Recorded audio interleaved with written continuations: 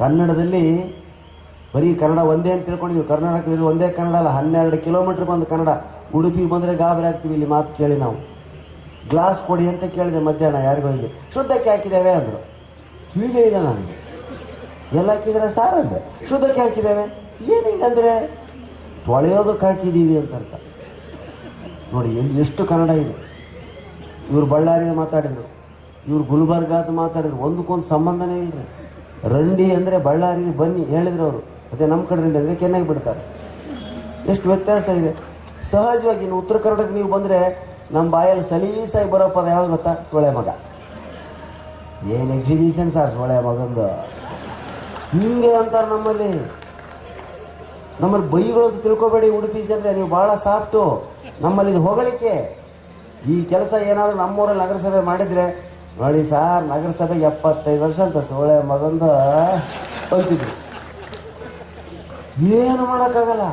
ನೀವೆಲ್ಲ ತುಂಬ ಚೆನ್ನಾಗಿ ಉಡುಪಿ ಕೃಷ್ಣ ಮಠದಲ್ಲಿ ನಾವು ಪ್ರದಕ್ಷಿಣೆ ಆಗ್ತಿರ್ಬೇಕಾದ್ರೆ ಹಂಗೆ ತುಂಬ ಚೆನ್ನಾಗಿ ಮಾತಾಡ್ತಿದ್ದೆ ಸರ್, ತುಂಬ ಚೆನ್ನಾಗಿ ದೇವ್ರು ಚೆನ್ನಾಗಿಡ್ಲಿ, ಕೃಷ್ಣ ನಿಮ್ಮನ್ನು ಚೆನ್ನಾಗಿಡ್ಲಿ. ನಮ್ಮಲ್ಲಿ ಏನು ಮಾತಾಡ್ತಾನೆ ರೀ ಸೊಳ್ಳೆ ಮಗ ಅಂತ ಎದುರಿಗೆ ಏನು ಅನ್ನೋ ಹಾಗಿಲ್ಲ ನಾವು. ಯಾಕೆ ಅದು ಬೈಗಳೆಲ್ಲ ನಮ್ಮ ಕಡೆ ಅಡ್ಜೆಕ್ಟಿವ್. ಪ್ರತಿಯೊಂದಕ್ಕೂ ಸೊಳ್ಳೆ ಮಗ ಅಂತ. ಯಾವನಾದರೂ ತಮ್ಮ ಟೈಮಿಗೆ ಹೆಲ್ಪ್ ಮಾಡಿಬಿಟ್ರೆ ದೇವರಂತ ಸೊಳ್ಳೆ ಮಗ. ದೇವರಿಗೆ ಬಿಡಲ್ಲ ಈ ಬಡ್ಡಿ ಮಕ್ಕಳು. ನಮ್ಮನೇನು ಬಿಡ್ತಾರೆ. ಒಬ್ಬ ಇಂಜಿನಿಯರ್ ಭೇಟಿಯಾಗಿದ್ದೆ ಬೆಂಗಳೂರಲ್ಲಿ, ಹನುಮಂತಪ್ಪ ಅಂತ ಅವನ ಹೆಸರು. KEB ದೊಡ್ಡ ಇಂಜಿನಿಯರ್ ಅವನು, ನನ್ನ ಕ್ಲಾಸ್ಮೇಟು. ಲೇ ಹನುಮಂತ, ಏನೋ ಇದೆ ನಿಂದು? KEB ಇಂಜಿನಿಯರ್ ಅಂತಲ್ಲ ನೀನು, ಎಕ್ಸಿಕ್ಯೂಟಿವ್ ಇಂಜಿನಿಯರ್ ಅಂತಲ್ಲ. ಹೌದು ಪ್ರಾಣೇಶ, ತುಂಬ ಕಷ್ಟಪಟ್ಟು. ನನ್ನ ಕಷ್ಟ ಏನೂ ಇಲ್ಲ ಪ್ರಾಣೇಶ, ನಿಜ ಹೇಳಬೇಕು ಅಂದರೆ ನಮ್ಮಪ್ಪ ನನ್ನ ದಾವಣಗೆರೆ ಹಾಸ್ಟೆಲಲ್ಲಿ ಇಟ್ಟು ಓದಿಸಿ, ತಾನು ಊರಲ್ಲಿ ಕೂಲಿ ನಾಲಿ ಮಾಡಿ ಅರಹೊಟ್ಟೆ ತಿಂದು ಓದಿಸಿದ್ನಲ್ಲ, ಅವನು ನೆನಿಬೇಕು ನಾನು. ನಮ್ಮ ತಾಯಿನೂ ಅಷ್ಟೇ ಕಣಪ್ಪ, ಅವಳು ಕೂಡ ಕಷ್ಟಪಟ್ಟು ನಾನು ಬೆಳೆಸಿದ್ರು. ನಾನು ಇವತ್ತು ಯಾವ ಸೊಳ್ಳೆ ಮಗನಾದರೂ ನೆನೆಸ್ಬೇಕಾಗಿತ್ತು ಅಂದರೆ ನಮ್ಮ ಅಪ್ಪನ್ನೇ ನೆನೆಸ್ಬೇಕು ನಾನು. ಅಲ್ಲಿಗೆ ಟಾಪಿಕ್ ಕ್ಲೋಸ್. ನಿಮ್ಮ ಕಡೆ ಮಾರಾಯರೆ ಅಬ್ಬಾ ಶಬ್ದ ಕೇಳಿದ್ರೆ ಗಾಬರಿ ಆಗ್ತೀರ. ನಿಮ್ಮ ಕಡೆ ಶಣೆ, ಉಪಾಧ್ಯಾಯ, ಭಟ್ಟ, ಶರ್ಮಾ ಇದೆಲ್ಲ ಜಾಸ್ತಿ. ಈ ಸಿಂಡಿಕೇಟ್ ಬ್ಯಾಂಕಲ್ಲಿ ಬರೀ ನೀವೇ, ಯಾವುದೇ ಸಿಂಡಿಕೇಟ್ ಬ್ಯಾಂಕಲ್ಲಿ ಹೋದ್ರು ಶೆಣೆಗಳೇ. ಭಾಳ ಸಾಫ್ಟ್ ಜನ ನೀವು. ನಮ್ಮಲ್ಲಿ ಉಪೇಂದ್ರ ಶೆಣೆ ಅಂತ ಬಂದಿದ್ರು, 70ನೇ ಇಸ್ವಿ ನಡೆದ ಘಟನೆ ಇದು. ಭಾಳ ಸಾಫ್ಟ್ ಮನುಷ್ಯ.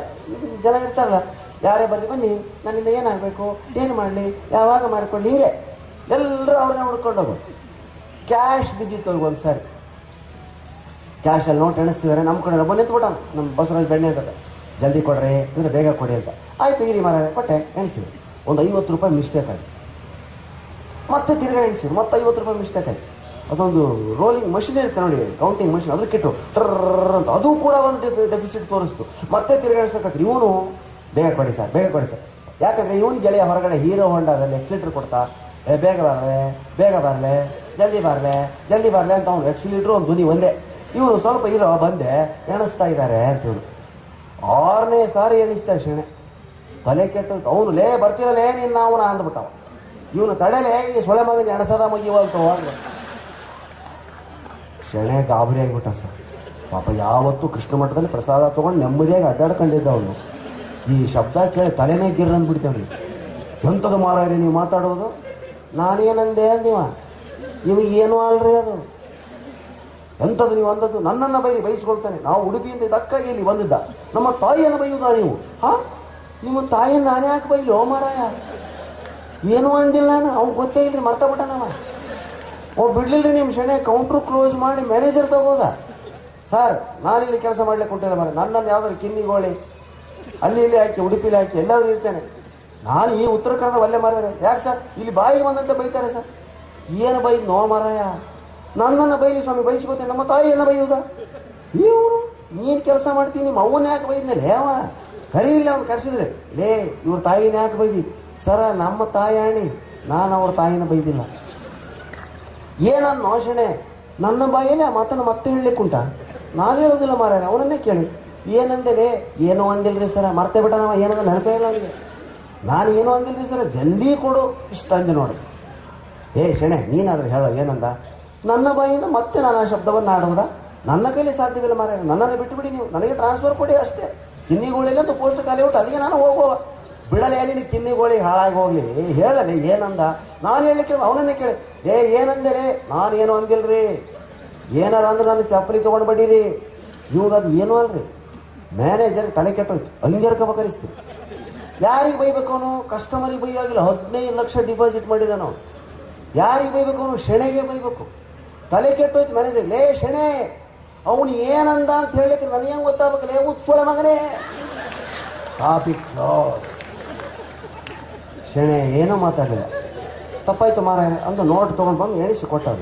ಯಾಕಂದ್ರೆ ನನಗೆ ಗೊತ್ತಾಗ್ಬಿಡ್ತಿದ್ದು ಉತ್ಸೋಳ ಮಕ್ಕಳು ಬ್ಯಾಲ್ಟ್ ಐತೆ ಅಂತ ಗೊತ್ತಾಗ್ಬಿಡ್ತಿದ್ದು.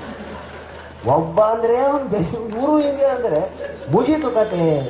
ಇಲ್ಲಿ ಇದು ಬೈಗಳಲ್ಲ, ಇದು ಹೊಗಳಿಕೆ. ಅದಕ್ಕೆ ಉತ್ತರ ಕರ್ನಾಟಕದ ಕಡೆ ನೀವು ಬಂದರೆ ನಮ್ಮ ಭಾಷೆನ ಕಂಡು ಬೇಜಾರು ಮಾಡ್ಕೋಬೇಡ್ರಿ. ಅಭಿಮಾನ ಅದು, ಅಭಿಮಾನಕ್ಕಾಗಿ ಬೈತೀವಿ ನಾವು. ಏನು ಹಾಡ್ತಾನ್ರಿ ಸೊಳೆ ಮಗ, ಏನು ಮಾತಾಡ್ತಾನ್ರಿ ಸೊಳೆ ಮಗ, ಏನು ಸ್ಮಾರ್ಟ್ ಆಗಿದಾನ್ರಿ ಸೊಳೆ ಮಗ ಅಂತೀವಿ. ಪಾಪ ಸ್ಮಾರ್ಟ್ ಅಂತ ಸೊಳೆ ಮಗ ಅಂತ ಏನು ಮಾಡೋಕ್ಕಾಗಲ್ಲ. ನೀವು ಅಯ್ಯೋ ನೀವು ಬೈಯಕ್ಕೆ ಬರಲ್ಲ, ನಿಮ್ಮ ಜನರಿಗೆ ಬೈಯಕ್ಕೆ ಬರಲ್ಲ ಬಿಡ್ರಿ. ಮಂಗಳೂರವ್ರಿಗಂತೂ ಇನ್ನೂ ಇಲ್ಲ. ಸರ್ ನಾನು ಅವನನ್ನು ಸರಿಯಾಗಿ ಬೈದೆ.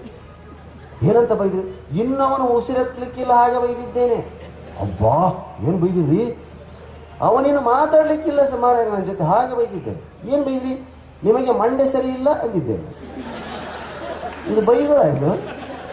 ಹಾಂ, ಇಷ್ಟೇ ನಿಮ್ಮ ಬೈಗಳು? ಬೈಯೋದು ಕಲಿಬೇಕು, ನಮ್ಮ ಯೂನಿವರ್ಸಿಟಿಗೆ ಬರ್ಬೇಕು. ನಾವು ಅಕ್ಕ ತಾಯಿ ತಂಗಿ ಯಾರನ್ನು ಸರ್ ಎದುರಿಗಿರೋನ ನಾವು ಬೈಯೋದೇ ಇಲ್ಲ ಸರ್. ನಮ್ಮ ಉತ್ತರ ಕರ್ನಾಟಕದಲ್ಲಿ ಬಳ್ಳಾರಿಗಳಲ್ಲಿ ಜಗಳಾಡಿದ್ರೆ ನೀವು ನೋಡಿ ನಿಂತಿರ್ತಾನೆ ನಿಮಗೆ. ನಾನು ಉತ್ಸೊಳೆ ಮಗ ನೋಡಿ, ಅವನಿಗೇನಲ್ಲ ನಾನು ಉತ್ಸೊಳೆ ಮಗ, ನಾನು ನಾಯಿ ಅಂತವನು, ನಾನು ಮೇಲೆ ಬಿದ್ದರೆ ಹುಚ್ಚು ನಾಯಿ ಅಂತವನು, ನಿನ್ನ ಓಡಾಡಿಸ್ಕೊಂಡು ಹೊಡಿತೀನಿ, ಕತ್ತೆ ಒದ್ದಂಗೆ ಒದಿತೀನಿ. ಎದುರುಗಡೆ ಅವನಿಗೆ ಬೈಯೋದೇ ಇಲ್ಲ ಇವನು. ಎಲ್ಲ ನಾಯಿ ಕತ್ತೆ ಹುಚ್ಚ ತಾನೇ. ಜಗಳ ಆಡಿದ್ರೆ ಈ ಥರ. ಹೀಗಾಗಿ ನಮಗದು ನೋಡಿ ನೋಡಿ ಹಾಸ್ಯ ಪ್ರಜ್ಞೆ ಬಂತು ಸ್ನೇಹಿತರು. ಏನು ನಮ್ಮ ಜನ ಹೀಗೆ ಮಾತಾಡ್ತಾರೆ. ಅದಕ್ಕೆ ಯಾವ ಭಾಷೆ ಮಾತಾಡ್ತಾರೆ ಅದನ್ನೇ ಎಂಜಾಯ್ ಮಾಡ್ಬೇಕು ನಾವು. ನೀವು ನಮ್ಮ ಥರ ಮಾತಾಡೋದಿಲ್ಲ ಅಂತ ಬಿಟ್ಟು ಹೋಗಬಾರ್ದು. ನಿಮ್ಮ ಜನ ಯಾಕೆ ಇವತ್ತು ನಮ್ಮನ್ನು ಅಬುದಾಬಿ ದುಬೈ ಕರೆಸ್ತವ್ರು ಈ ಭಾಗದ ಜನನೇ ಸೆಟ್ರೆ ಬಂಟಿಸು. ದುಬೈ ಸರ್ವೋತ್ತಮ್ ಶೆಟ್ಟಿ, ಬಿ ಆರ್ ಶೆಟ್ಟಿ ನೋಡಿ, ಅಲ್ಲಿಗೆ ನಮ್ದು ಏನು ಭಾಷೆ ಸರ್ ನಮ್ಗೆ ತಿಳಿಯಲ್ಲ ಬಿಡಿ ಅಂದೀವಿ ನಾವು. ನೋಡಿ ಉಡುಪಿಗೆ ಭಾಷೆ ತಿಳಿಯಲ್ಲ ಅಂತ 6ನೇ ಸಾರಿ ಬರ್ತಿರೋದಿದ್ದು ನಾನು. ಇವತ್ತು ಇಷ್ಟು ಜನ ಎಕ್ಸಿಬಿಷನ್ ನೋಡೋದು ಬಿಟ್ಟು ಇಲ್ಲಿ ಬಂದು ನಿಂತಿದ್ದೀರಿ, ಲೆಕ್ಕ ಹಾಕಿದ್ದೀನಿ. ಎಷ್ಟು ಅಭಿಮಾನ ಇದೆ ಕೇಳಬೇಕು. ನೀವು ನಾನಾಗಲೇ ಹೇಳಿದೆ ಯಾವ ಭಾಷೆ ಮಾತಾಡಬೇಕು ಅಂತ. ಯಾರೋ ಒಬ್ಬ ಲೇಡಿ ನನ್ನ ಮಾತಾಡ್ಸಿದ್ರು. ನೀವು ಹೇಗೆ ಮಾತಾಡ್ತೀರೋ ಹಾಗೆ ಮಾತಾಡಿ, ಅದೇ ಕೇಳೋಕ್ಕೆ ಚೆನ್ನ. ನೋಡಿರಿ ಸೊಳೆ ಮಗ ಎಷ್ಟು ಚೆನ್ನಾಗಿದೆ, ಭಾಳ ಚೆನ್ನಾಗಿದೆ, ಖುಷಿ ಆಗ್ತಾರೆ. ನಾನು ನೋಡಿದ ದೇಶಗಳೆಲ್ಲ ತುಂಬ ಅದ್ಭುತವಾದದ್ದು ದುಬೈ. ಯಾಕಂದರೆ ಫಸ್ಟ್ ಪ್ಲೇನಲ್ಲಿ ಹೋದದ್ದು ದುಬೈ. ಅದೇ ಥರ ಪುಟ್ಟ ಪ್ಲೇನಲ್ಲಿ ಕಾಣ್ತಾ ಇದೆ, ಅದೇ ಥರ ಇತ್ತು ಪ್ಲೇನ್. ಆ ದುಬೈಗೆ ಹೋದದ್ದು ಏನು ಭಯ ಆಗಿತ್ತು ನನಗೆ. ಇಷ್ಟು ಜನರು ಹೊತ್ಕೊಂಡು ಈ ಪ್ಲೇನ್ ಮೇಲೆ ಹೋಗುತ್ತಾ, ಒಂದು ಪೇಪರ್ ಎಸೆದರೆ ಕೆಳಗಡೆ ಬೀಳ್ತದೆ. ಹೋದೆ ಸರ್ ದುಬೈಗೆ. ಅಬ್ಬ ಏನು ದೇಶ! 53 ಡಿಗ್ರಿ ಬಿಸಿಲು. ಈ ಸೆಕೆ ಏನೂ ಅಲ್ಲ. ಹೊರಗಡೆ ಅಡ್ಡ ತಲೆ ತಿರುಗಿ ಬೀಳ್ತೀವಿ. 53 ಡಿಗ್ರಿ, ಯೋಚನೆ ಮಾಡಿ ಹೇಗಿದೆ ಬಿಸಿಲು, ಹೌದಾ? ಅಂತಲೇ ನನ್ನ ಒಂದು ಹೋಟ್ಲಲ್ಲಿ ಇಳಿಸಿದ್ರು. ಯಾವುದು? ಬುರ್ಜ್ ಅಲ್ ಅರಬ್ ಹೋಟ್ಲ್ ಹೆಸರು ನೋಡಿ. ರಿದಮಿಕ್ಕಾಗಿ ಡ್ಯಾನ್ಸ್ ಮಾಡ್ಬೋದು. ಬುರ್ಜ್ ಅಲ್ ಅರಬ್ ಅಂತ ರಿದಮಿಕ್ಕಾಗಿ 37 ಅಂತಸ್ತಿನ ಸಮುದ್ರ ಮಧ್ಯದ ಹೋಟೆಲ್ ಸ್ನೇಹಿತರೆ. ಸೀ ಅಂತ ಮೇಲೆ ಹೋಗ್ತಿದ್ದೀನಿ. ಗ್ಲಾಸ್ ಲಿಫ್ಟಲ್ಲಿ ಸಮುದ್ರ ನನ್ನ ಜೊತೆಗೇ ಬರ್ತಾ ಇದೆ. 37 ಅಂತಸ್ತಿನ 37 ರೂಮ್ನಲ್ಲಿ ಪ್ರಾಣೇಶ್ ಒಳಗಡೆ ಹೋಗಿ ಅಂತಾರೆ. ಧೈರ್ಯ ಆಗ್ತಾ ಇಲ್ಲ. ಯಾಕೆ? ರೂಮಿನ ಬಾಗಿಲು ಬಂಗಾರದು. ಏನು ಸಾರ್ ನಮ್ಮ ದೇವಸ್ಥಾನ ಮಸೀದಿ ಮಂದಿರಗಳಿಗಿರಲ್ಲ ಬಂಗಾರದ ಬಾಗಿಲು, ಹೋಟ್ಲಿಗ? ಹೌದು. ಒಳಗಡೆ ಹೋಗಿ ನೋಡ್ತೀವಿ, ಬೆಳ್ಳಿ ಮಂಚ ಮಲಗೋದಕ್ಕೆ. ಏನು ಸರ್ ಬೆಳ್ಳಿ ಮಂಚ? ನಮ್ಮಲ್ಲಿ ದೇವಸ್ಥಾನಕ್ಕಿಲ್ಲ ಬೆಳ್ಳಿ ಮಂಚ. ಹೌದು, ಬೆಳ್ಳಿ ಮಂಚ, ಮಲ್ಕೊಳ್ಳಿ. ಮಂಚದ ಮೇಲೆ ಕೂತ್ ಮೇಲೆ ನೋಡ್ತೀನಿ, ಫ್ಯಾನ್ ಬೆಳ್ಳಿದು, 4 ರೆಕ್ಕೆ ಫ್ಯಾನ್, ಬೆಳ್ಳಿ ಫ್ಯಾನು. ನಮ್ಮಲ್ಲಿ ಯಾವುದೋ ಒಂದು ದೇವಸ್ಥಾನಕ್ಕೆ 3 ರೆಕ್ಕೆದು ದಾನ ಮಾಡಿರ್ತಾರೆ. ಅದು ಗರ ಗರ ಗರ ಅಂತ ತಿರುಗ್ತದೆ. ಆ ಒಂದೊಂದು ರೆಕ್ಕೆ ಮೇಲೆ 6 ಜನ ಹೆಸರು ಬರೆಸಿರ್ತಾರೆ. ಆ 6 ಜನರಲ್ಲಿ ಒಬ್ಬ ಸ್ವಿಚ್ ಆಫ್ ಮಾಡಿ ಫ್ಯಾನ್ ನಿಂತ ಮೇಲೆ ನಮ್ಗೆ ತನ್ನ ಹೆಸರು ತೋರಿಸ್ತಾನೆ. ನೋಡು, 3ನೇ ರೆಕ್ಕೆಯಲ್ಲಿ 6ನೇ ನಂಬರ್ ನಂದು, ಅವನ ಹೆಸರು ನೋಡ್ಬೇಕು ನಾವು. ಅಲ್ಲಿ ಬೆಳ್ಳಿ ಫ್ಯಾನು 4 ರೆಕ್ಕೆದು, ಒಬ್ಬ ಬೋಳಿ ಮಗನ ಹೆಸರು ಇಲ್ಲ ಅದ್ರ ಮೇಲೆ. ಏನು ದೇಶ ಸಾರ್ ಅದು? ಆ ದೇಶದಲ್ಲಿ ಲಂಚ ಇಲ್ಲ, ಕಳ್ಳತನ ಇಲ್ಲ, ಸುಳ್ಳುತನ ಇಲ್ಲ. ಕಳ್ಳತನ ಮಾಡಿದವನು ಸಿಕ್ಕ ಅಂದರೆ ಪೊಲೀಸು ಕೇಸು ಮಾಡೋದೇ ಇಲ್ಲ, ಬಿಟ್ಬಿಡ್ತಾರೆ. ಅಲ್ಲ, ಜನರ ಮಧ್ಯೆ ನಿಲ್ಲಿಸಿ ಕೈ ಕಡಿತಾರೆ. ಇವನು ಕಳ್ಳತನ ಮಾಡಿದ್ದಾನೆ, ಈ ಕೈಯಿಂದ ಇವನು ಕೈ ಕಡಿತಾ ಇದೀವಿ, ಅಲ್ಲೇ ಕೈ ಕಟ್ ಅಂತ ಬಿತ್ತೆ. ಯಾರಿಗಾದ್ರೂ ಒದ್ರೆ ಕಾಲೇ ಕಡ್ದೆಸಿತಾರೆ. ಯಾರಿಗಾದ್ರೂ ಬೈದರೆ ಚರ ಚರ ನಾಲಿಗೆ ಅಲ್ಲೇ ಕೊಯ್ದು. ಕಣ್ಣು ಹೊಡೆದ ಯಾರಿಗಾದ್ರೂ ಕಣ್ಣೆ. ಇನ್ನು ಏನೇನು ಮಾಡಿದ್ರೆ ಏನೇನು ಕಟ್ ಮಾಡ್ತಾರೆ. ಹೇಳಿ, ಯಾರು ಮಾಡ್ತಾರೆ ಅಪರಾಧಗಳಂತ ದೇಶದಲ್ಲಿ? ನಮ್ಮ ದೇಶದಲ್ಲಿ ಏನಿದೆ ಸರ್? 10 ಕೊಲೆ ಮಾಡಿರ್ತಾನೆ ಅವನು. ಟಿ ವಿಲಿ ಸಂದರ್ಶನ ಅದು. ಸರ್ ಎಷ್ಟು ಕೊಲೆ ಮಾಡಿದ್ರ? 10 ಮಾಡಿದ್ದೇನೆ. ನಿಮ್ಮ ಮುಂದಿನ ಗುರಿ 11ನೇ ಗುರಿ ನನ್ನ ಕೊಲೆ, ಮುಂದಿನ ಕೊಲೆ. ಸರ್ ಯಾವಾಗ ಮಾಡ್ತೀರಾ? ಅದು ನಾನು ಹೋಗಿ ಜಾಮೀನಿಂದ ಬಂದಮೇಲೆ ಅವ್ನು ಕೊಲೆ ಮಾಡ್ತೀನಿ. ಅವಾಗ ಇವ್ರು ಅನೌನ್ಸ್ ಮಾಡ್ತಾರೆ, ಇವ್ರು 11ನೇ ಕೊಲೆ ಮಾಡೋದನ್ನ ನೋಡೋಣ, ಒಂದು ಬ್ರೇಕ್ ನನ್ನ ಅಂತಾರೆ. ಇಲ್ಲಿ ಅದು ಕೂಡ ಬ್ರೇಕು, ಅದು ಕೂಡ ಚಾನಲ್ಗಳು. ಸರ್ ಆಶ್ಚರ್ಯ ಆಯ್ತು ನನಗೆ ಆ ದೇಶ ನೋಡಿ. 10 ದಿವಸ ಇದ್ದೆ. ಏನು ಹೋಟ್ಲು ಏನಿದು. ಅಷ್ಟರಲ್ಲಿ ನಮ್ಮ ಮಹಾಮನಿ ಫೋನ್ ಮಾಡಿಬಿಟ್ಟ, ಸರ್ ಟಿಕೆಟ್ ಶೋ ಮಾಡ್ತಿದ್ದೀವಿ, ದಯವಿಟ್ಟು ಬನ್ನಿ. ಬಂದೆ. ಎಲ್ಲಿ? ಗುಲ್ಬರ್ಗ ಜಿಲ್ಲೆ ಯಾದಗಿರಿ ಅವ್ರೂರು. ಇದೇ ಥರ ಜನ ಸೇರಿದ್ರು. ಎಲ್ಲ ಹೇಳಿದ್ರು ದುಬೈ ಅನುಭವ. ಭಾಳ ಸಂತೋಷಪಟ್ಟು ಕಾರ್ಯಕ್ರಮ ಮುಗಿತು. ಜನರ ಮಧ್ಯದಿಂದ ಒಬ್ಬ ಕಾಮನ್ ಸೆನ್ಸ್ ವ್ಯಕ್ತಿ ಇದ್ದಂತ ಹಿಂಗೆ, ಪ್ರಾಣೇಶ್ ಅಂದರೆ ನೀವೇನಾ? ಹೌದು ಸರ್. ಯಾಕೆ ಟಿ ವಿಲಿ ಬರ್ತೀರ? ನೀವೇನಾ? ಹೌದು. ಸಿನಿಮಾದಲ್ಲಿ ಕೂಡ ಮಾಡಿದ್ದೀರಾ? ಹೌದು. ಯಾಕೆ ಸರ್ ಹೇಳಿ? ಚೇರ್ಮನ್ ಬಂಡಿ ಮೇಲೆ ಎತ್ತಿರಿ, ಹಣ ಅಂತ ತಿಳ್ಕೊಂಡ್ರೆ ಜನಮನ ಸ್ವಲ್ಪ ಕೈ ಕಾಲು ಆಡಿಸಿ ಅಂದ. ಬಡ್ಡಿ ಮಗನೇ, ನನಗೆ ಹಣದ ಗೆಟಪ್ ಇಲ್ಲ, ಈ ಬಾಳೆ ಕಂಬದಿಂದ ಗೆಟಪ್ ಬಂದಿದೆ. ಮೊದಲು ಇವ್ನು ಕಿತ್ತೆಸಿ ಅಂದೆ ನಾನು. ಕಿತ್ತೆಸ್ದ ಅವನ್ನ, ಸೈಡ್ ಎಲ್ಲ ಕಟ್ಟಿಗೆಗಳನ್ನು ಕಿತ್ತೆಸ್ದ. ಫ್ರೀಯಾಗಿ ಎದ್ದಿಂತಿ ಕೈ ಮಾಡಿದೆ. ಅವಾಗ ಜನ ಲೇ ಬದುಕ್ಯಾನಲೇ ಅಂತ ಹೇಳ್ತಾರೆ. ಅದೇ ಜನರನ್ನ ಸೇರಿ 6,000 ಜನ ಆಯಿತು ಸ್ವಾಮಿ. ಅದನ್ನು ಮಾಮೂಲಿ ಜನ ಇಡೀ ಹಳ್ಳಿನೇ. ಕಾರ್ಯಕ್ರಮ ಕೊಟ್ಟೆ, ಭಾಳ ಸಂತೋಷ ಆಯಿತು. ರಾತ್ರಿ ಚೇರ್ಮನ್ ಮನೇಲೆ ಊಟ ಎಲ್ಲ ಆಯಿತು. ಊಟ ಮಾಡಿ ಇನ್ನೇನು ಬೆಳಗ್ಗೆ ಮಲಗಿದ್ದೆ. ಬೆಳಗ್ಗೆ ಹೊರಡಬೇಕು, ಬ್ಯಾಗ್ ಹಾಕಿದ್ದೀನಿ, ಟೀ ತಂದಿಟ್ಟ. ಟೀ ಕುಡಿದೆ. ನಮ್ಮಲ್ಲೊಂದು ಕೆಟ್ಟ ಸಂಪ್ರದಾಯ ಇದೆ ಉತ್ತರ ಕನ್ನಡದಲ್ಲಿ. ಟೀ ಫಾರ್ ಟೆನ್ನಿಸ್ ಅಲ್ಲ, ಟೀ ಫಾರ್ ಟೈಲೆಟ್. ನಮ್ಮಲ್ಲಿ ಟೀ ಕುಡಿದ ತಕ್ಷಣ ಟೈಲೆಟ್ಗೆ ಹೋಗ್ಬೇಕು ನಾವು. ಅದು ಎಲ್ಲಿರುತ್ತೋ ಗೊತ್ತಿಲ್ಲ ನಮಗೆ. ಟೀ ಕುಡಿದ ತಕ್ಷಣ ಬರುತ್ತೆ. ಟೀ ಕುಡಿದಿದ್ರೆ ತಿಂಗಳಾದರೂ ಹೋಗಲ್ಲ ನಾವು. ಟೀ ಕುಡಿದ್ಬಿಟ್ಟೆ, ಗೌಡ್ರೆ ಟೈಲೆಟು ಎಲ್ಲಿ ಅದು? ಅಯ್ಯೋ ಟೈಲೆಟ್ ಇಲ್ಲ ಸರ್. ಬಡ್ಡಿ ಮಗನೇ, ಮೊದಲೇ ಹೇಳ್ಬೇಕು ನಾವು. ಹಾಂ ಇಲ್ಲ ಸರ್, ನಿಮ್ಮ ಥರ ಮನೇಲಿ ಕಟ್ಸಲ್ಲ. ಮತ್ತೆ ಏನು ಮಾಡ್ಬೇಕು ಸೇರ್ಮಂಡ್ರೆ? ತಂಬಿಗೆ ತೊಗೊಂಡು ಹೊರಗಡೆ ಹೋಗ್ಬೇಕು. ಫಲ ಗದ್ದೆ ತೋಟಗಳೆಲ್ಲ ಹೋಗ್ಬೇಕು. ಹೌದಾ, ಓಪನ್ ಏರಾ? ಸರಿ ಸರಿ ಹೋಗ್ತೀನಿ, ತಂಬಿಗೆ ಇಲ್ಲಿ ಅಂತ ಕೇಳಿ ತೋರಿಸ್ತಾ. ತೊಗೊಳೋದಕ್ಕೆ ಹೋಗ್ತೀನಿ. ಸಾರ್ ತಂಬಿಗೆ ಮುಟ್ಟಬೇಡಿ. ಯಾಕೆ? ನೀವು ನಮ್ಮ ಗೆಸ್ಟು, ನೀವು ತಂಬಿಗೆ ಹಿಡ್ಕೊಂಡು ಊರೊಳಗಡೆ ಹೋದರೆ ನನ್ನ ಮರ್ಯಾದೆ ಏನಾಗಬೇಡ. ನಿಮ್ಮ ಕೈಯಲ್ಲಿ ತಂಬಿಗೆ ಕೊಡೋಲ್ಲ. ನಿನ್ನೆ ಮೆರವಣಿಗೆ ಮಾಡಿದ್ದೀನಿ ನಿಮ್ಮದು, ನಿಮ್ಮ ಕೈಯಲ್ಲಿ ನಾನು ತಂಬಿಗೆ ಕೊಡೋಲ್ಲ. ಅಲ್ಲೇ ಉತ್ಸಾಹ, ಟೈಲೆಟ್ ಇಲ್ಲ, ತಂಬಿಗೆ ಕೊಡೋಲ್ಲ, ಮತ್ತು ನನ್ನ ಗತಿ ಏನು? ಹೇಗಾದರೂ ಮಾಡಿ ಸಾರ್ ಅಂತಾನೆ. ಹೇಗೆ ಮಾಡ್ತಾರಲೇ ಅಲ್ಲೇ ಮಾಡ್ಬೇಕಾದ್ರೆ ನಾನು ಇಲ್ಲ ಸರ್, ನಿಮ್ಮ ಕೈಯಲ್ಲಿ ಕೊಡಲ್ಲ. ಒಬ್ಬ ಆಳಿದ್ದಾನೆ, ಅವನ ಹೆಸರೇ ತಂಬಿಗೆ ತಮ್ಮಣ್ಣ. ಅವ್ನು ಹಿಡ್ಕೊಂಡು ಮುಂದೆ ಮುಂದೆ ಹೋಗ್ತಾನೆ. ಸರ್ ನೀವು ಹಿಂದೆ ಹೋಗಿ ಅಂತ ಅವ್ನು ಕರೆದ. ಅವ್ನು ಬಂದು ತಂಬಿಗೆ ತೊಗೊಂಡು ಹೊರಟ. ಸರ್ ಏನು ಸರ್, ದುಬೈ ಬುರ್ಜಲ್ಲರ ಹೋಟೆಲಲ್ಲಿ ಈ ಫೆಸಿಲಿಟಿ ಇಲ್ಲ.